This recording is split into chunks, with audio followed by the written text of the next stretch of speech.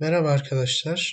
KiCad video serimize kaldığımız yerden devam ediyoruz. Bu videoda track size'ı nasıl değiştirebiliriz ona odaklanacağız. Önce şuradan projemizi açalım. Şematimizi açtık. Buradan da PCB editöre geçiş yapalım. Geçişimizi yaptık. Şu bizim track'imiz arkadaşlar. Bu track'in üstüne gelip E harfine basarsak bu track ile ilgili bilgileri burada görebiliriz.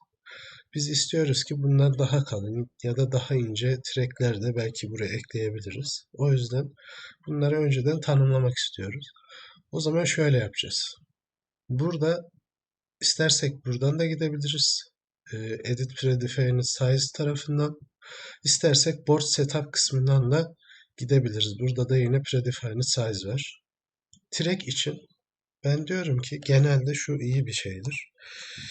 Sinyal yollar için 0,2 mm, 0,3 mm kullanılabilir yerine göre.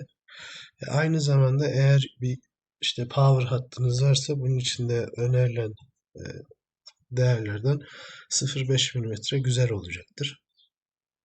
0,2, 0,3, 0,5 sinyaller için 0,2 yerine göre 0,3 power hat içinde 0,5 yeterli olur ilk aşamada. OK diyorum. Şimdi şöyle göstereyim önce. Yine bu train bir kısmına tıkladım. E harfine tıkladım. Burada predefined size diyor.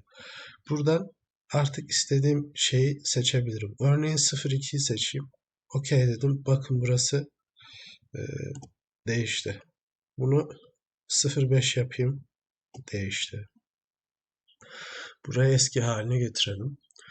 Arkadaşlar track size'ı bu şekilde değiştirebilirsiniz. Beni dinlediğiniz için teşekkür ederim. İyi günler dilerim.